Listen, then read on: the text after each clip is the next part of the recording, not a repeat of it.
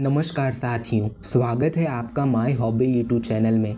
और आज हम सुनने वाले हैं think and grow rich book का चैप्टर 13, अमीर बनने की ओर उठाएं 12वां कदम। मस्तिष्क के विचारों की प्राप्ति और प्रसारण का केंद्र। कई दशक पूर्व जब लेखक डॉक्टर एलेक्जेंडर बेल और डॉक्टर एल्मर गेट्स के साथ काम कर रहा था, उसकी समझ में आया कि मानव मस्तिष्क विचारों की प्राप्ति और प्रसारण का एक जागृत केंद्र की तरह काम करता है। पिछले चैप्टर में जिस रचनात्मक कल्पनाशीलता की चर्चा की गई है वह मस्तिष्क का रिसीविंग सेट होता है जो अन्य लोगों के द्वारा संप्रेषित भावों को ग्रहण करता है। अवचेतन मस्तिष्क वह प्रसार स्टेशन है जिसके जरिए विचारों के कंपन से संप्रेषण किए जाते हैं। इस केंद्र का चलन स्वतः प्रेरणा के सिद्धांत द्वारा होता है।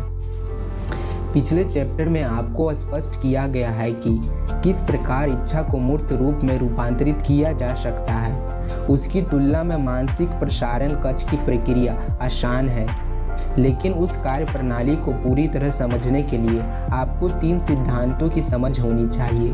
वह जिसके जरिए अवचेतन मस्तिष्क रचनात्मक कल्पनाशीलता और स्वतः प्रेरणा का संचालन करता है।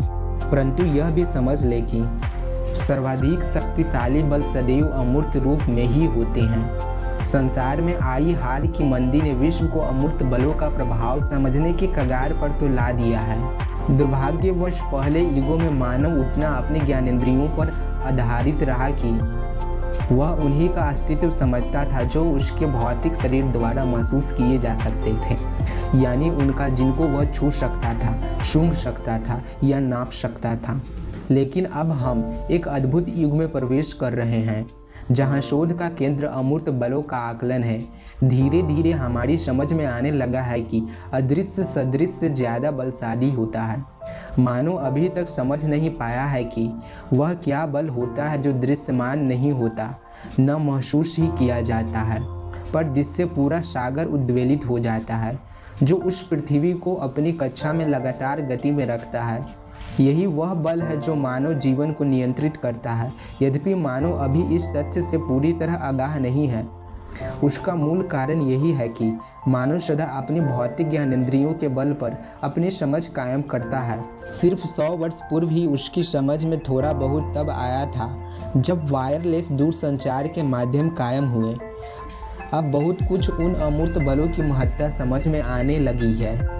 वस्तुतः यही वह असली बल है जो मानव मस्तिष्क को संचालित करता है और जिसके जरिए मस्तिष्क अपनी अमूर्त इच्छाओं को मूर्त रूप प्रदान करने में सक्षम होता है।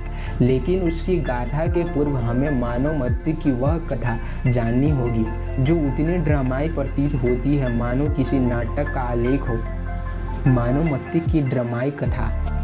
अपनी सारी उपलब्धि ज्ञान निधि के बावजूद अभी मानव विचारों की अमूर्त शक्ति से पूरी तरह परिचित नहीं हो पाया है। उसे मस्तिष्क के भौतिक रूप का तो बहुत कुछ ज्ञान हो गया है। कुछ प्रकार उसके द्वारा अपना अमूर्त विचार, अपना मूर्तिमान स्वरूप पा सकते हैं, इस बारे में अभी वह बहुत कुछ अनभिज्ञ है। मानव मस्तिष्क की संचार प्रणाली के इतने असंख्य सूक्ष्म धाराएं हैं कि doctor C Judson Herrick University of Chicago के अनुसार प्रकाश वर्ष सरीखी कल्पना उनके सामने बौनी लगने लगती है। अभी तक वैज्ञानिक खोजों में यह निकाला गया है कि मानव मस्तिष्क में लगभग 20 अरब कोशिकाएं या सेल हैं जो एक निश्चित पैटर्न में लगे हैं। सर्वाधिक ताज्जुब की बात है कि यह सारे सेल हर समय आपस में अंतर क्रिया करते हैं। आज का सर्वाधिक शक्तिशाली कंप्यूटर भी इस असीम संवेदनशीलता से बहुत पीछे है। उसकी विषमता और असीम संप्रेषणीयता को देखते हुए यह मानना निरर्थक सा लगता है कि उतना शक्तिशाली मस्तिष्क केवल भौतिक संदेश वाहक का केंद्र ही होगा। क्या यह असीम मेघा से संबंधों का वाहक नहीं होगा? जरूर ही उसका संबंध अमूर्त संवेगों के आदान प्रदान से है। यह बात अभी मानव का तार्किक मस्तिष्क समझ नहीं पाया है। जब यह पुस्तक पूरी हो गई और प्रकाशकों के पास भेजी जा रही थी, तब न्यूयॉर्क टाइम्स में एक संपादकीय छपा। उसमें हवाला दिया गया था एक शोध पत्र का जो डॉक्टर राइन और उनके साथियों ने ड्यूक विश्वविद्यालय में किया था।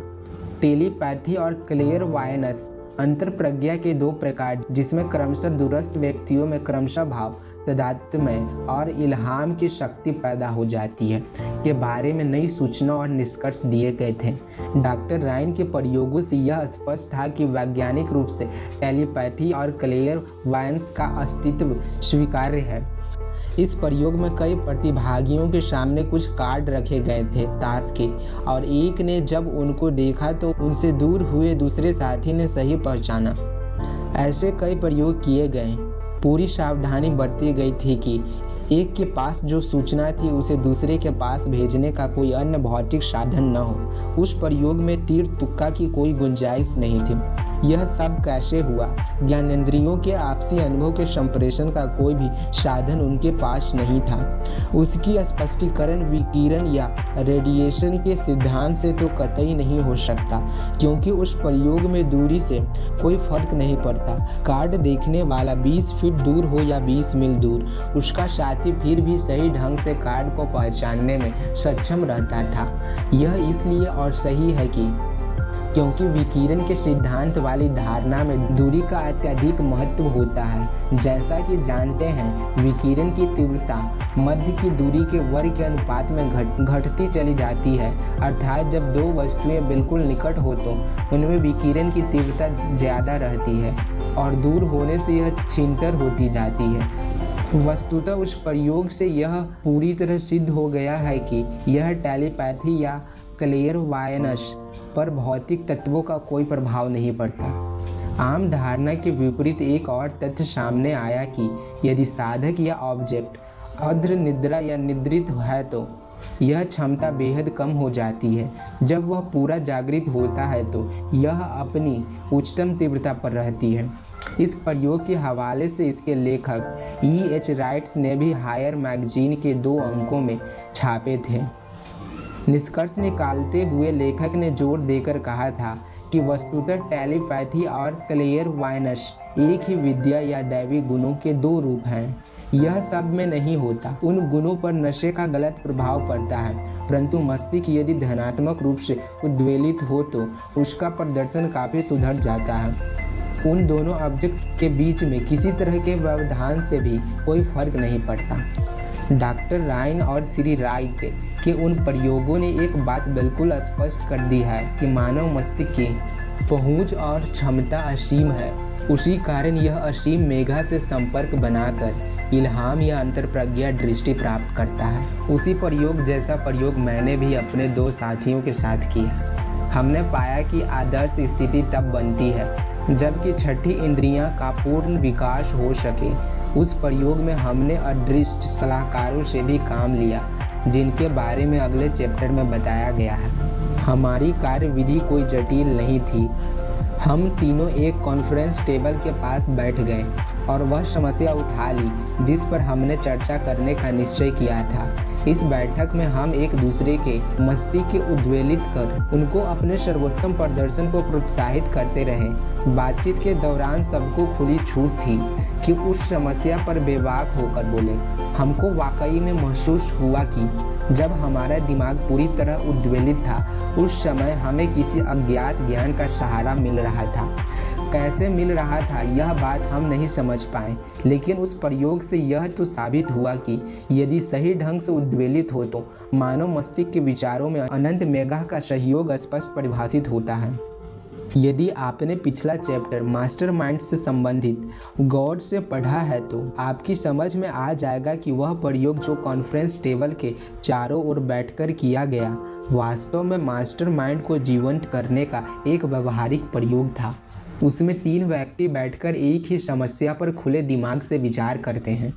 उनकी सम्मिलित विचार विश्लेषण शक्ति कुछ ऐसे तथ्य उद्घटित करती है जो अकेले में बैठकर शायद किसी के दिमाग में आते भी नहीं। यदि उसी प्रकार अभ्यास किया जाए तो न सिर्फ हम दूसरों के मस्तिष्क से विचार ग्रहण कर सकते हैं, वरन दिमाग के तीव्र उद्वेलनों के दौरान असीम मेघा से भी निरंतर संपर्क कायम कर बिल्कुल अनूठी घोषणाएं कर सकते हैं। कोई भी दर्शन का विद्यार्थी एक सीधी साधी योजना के द्वारा उस कार्नेगी फॉर्मूला को प्राप्त कर सकता है जो इस पुस्तक के आमुख में संक्षिप्त रूप से उल्लेखित है। इस पुस्तक के बाद उसे दोबारा पढ़ें तो बात बिल्कुल स्पष्ट हो जाएगी। अमूर्त विचार संप्रेषण की प्रक्रिया को स्वीकारना शायद मंदी के उस दौर की सबसे बड़ी उपलब्धि मानी जाएगी। धन्यवाद साथियों।